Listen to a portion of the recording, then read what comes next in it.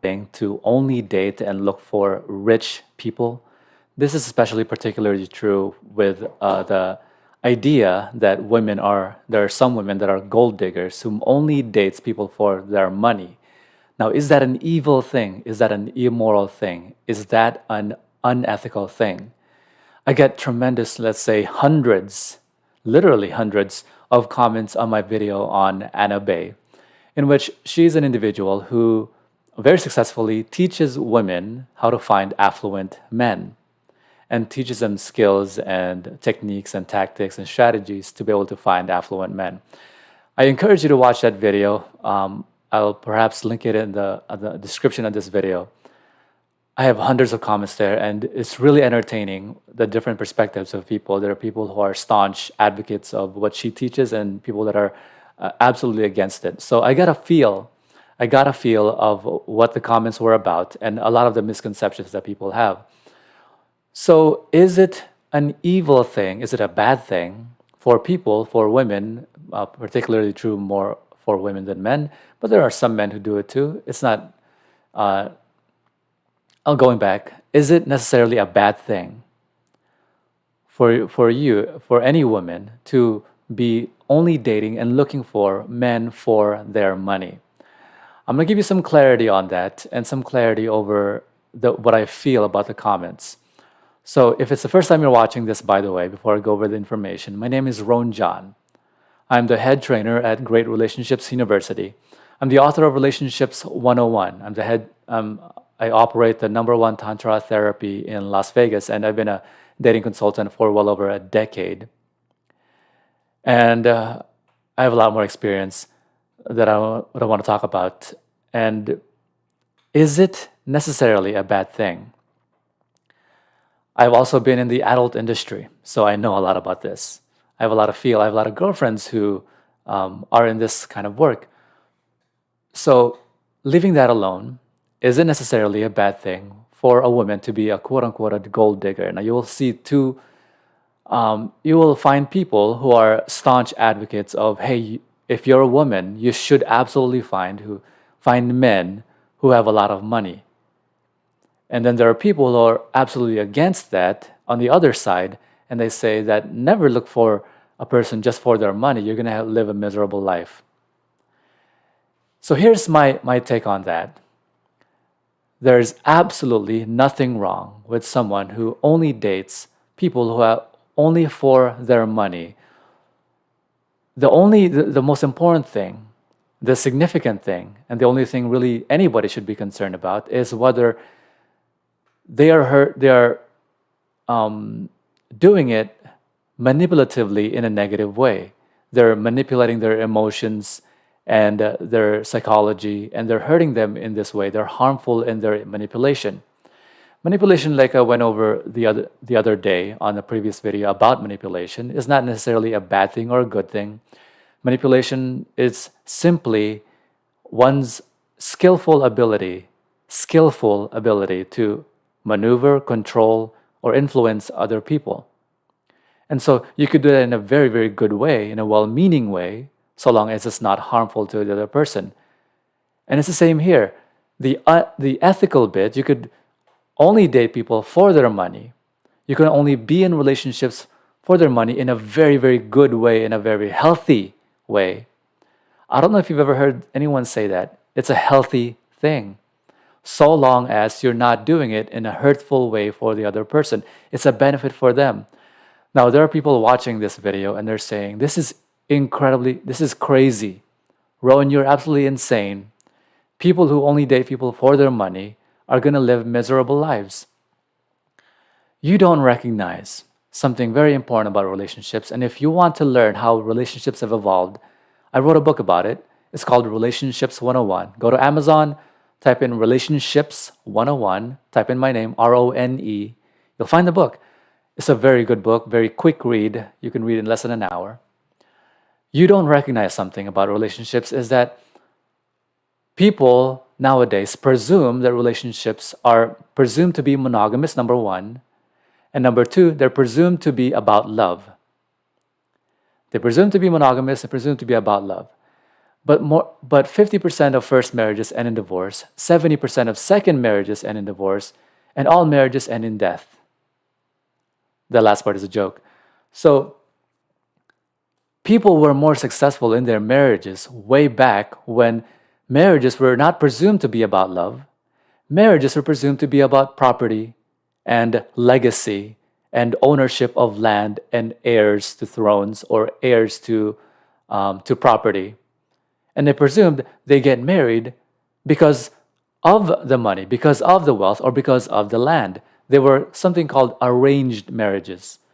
Now, if you're much younger, you probably didn't know that people were in arranged marriages for throughout history. It's only very recent that we don't arrange marriages and no longer. But the more you presume about relationships, like I've said, the more you presume about relationships, the worse it is.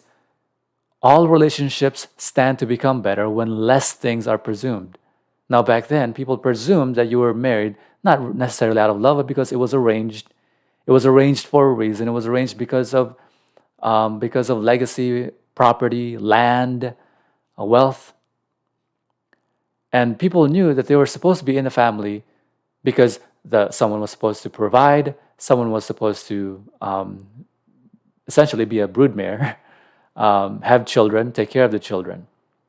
Nowadays, these things are not necessarily understood, but more presumed, which is why a lot of relationships fail, because the less things are presumed in relationships, the better it always becomes. So let's go back. Is it necessarily a bad thing to look for people and only date people for their money? That's not a bad thing in itself. And in fact, a lot of women, I encourage them, if you are into men who have money, I want you to recognize something. You probably never heard about this or recognize this, that there are people who are turned on by money. They're turned on by people's wealth, and that's a good thing, and it's a fantastic thing.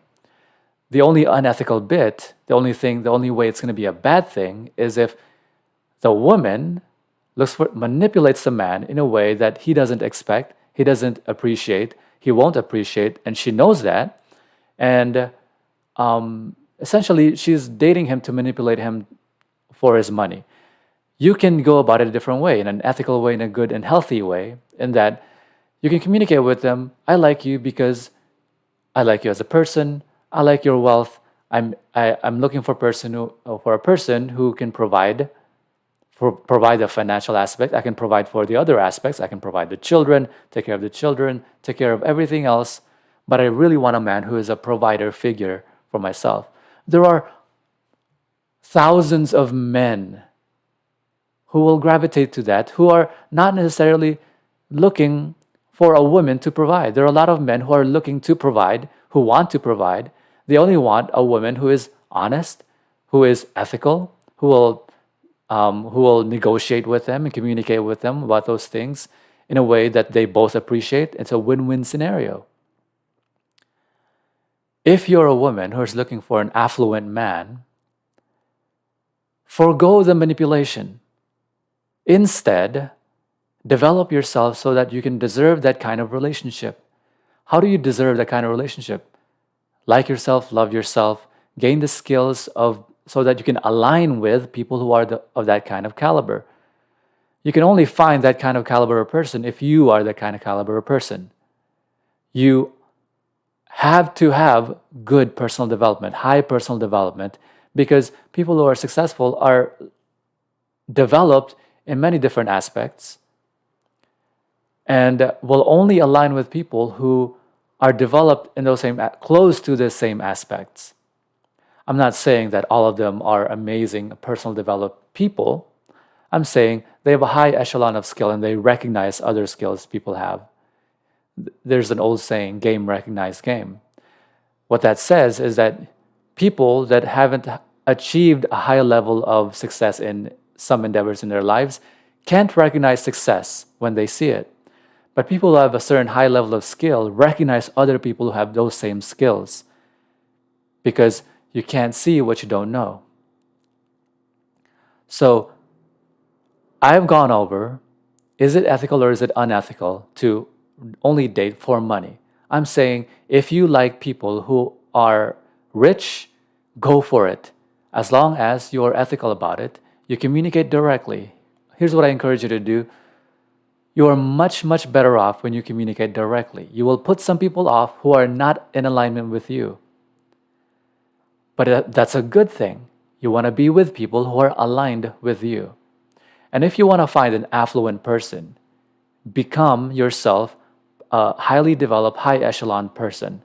Speak well, communicate in the manner that those people that you want to align with would communicate in the way that they would appreciate, behave in the way that they would appreciate, that you align with, and the person that you align with, and communicate directly with them. People, especially of high influence and high affluence, really appreciate direct communication because they have less time than the average person. They're incredibly busy and they have no time to play games. Nobody really wants to play games, but people do for many different reasons, but they have less time for that and they really appreciate direct communication. Now, if you want to learn more social skills, relationships, techniques and strategies and skills and communication skills and personal development skills, you want to become a personally developed person, there's a great tool for that. Go to greatrelationshipsu.com. They teach you all of that. You, the letter U. If you like this video, click the like and share this video with other people. You're making the world a better place by sharing these ideas. And if you haven't already subscribed to this channel, and if you click the bell, you'll get a notification every time I go live. I go live every day at 3 p.m. Pacific Standard Time. I'll see you in the next live video. Bye-bye.